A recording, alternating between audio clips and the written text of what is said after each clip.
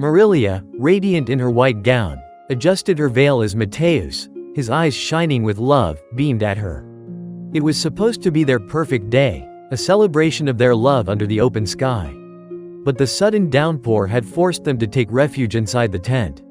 As the wedding choir began to sing, a small, wet shadow slipped through the tent flap. A stray dog, coat matted and muddy, ears drooping with exhaustion, shuffled in. He sniffed the air, then sat down, his eyes fixed on the singing voices. To everyone's surprise, the dog began to howl along, a mournful, yet surprisingly melodic, counterpoint to the choir's joyful song. The guests chuckled, charmed by the unexpected guest.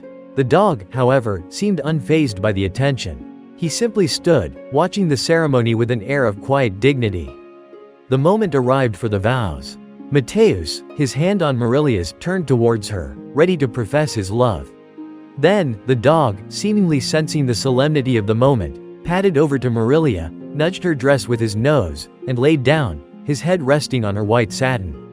A gasp rippled through the guests. Some laughed, some gasped, but Marilia, a lifelong animal lover, simply smiled. This, she knew, was not an intrusion, but a blessing.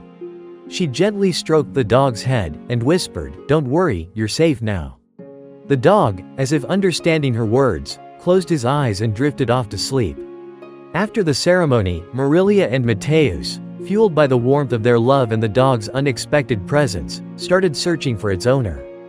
Days turned into weeks, and the dog, now affectionately nicknamed Lucky, became a fixture in their lives.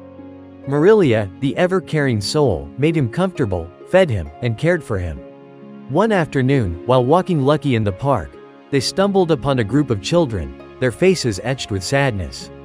"We lost our dog," a little girl sobbed, holding up a faded photograph of a scruffy brown dog.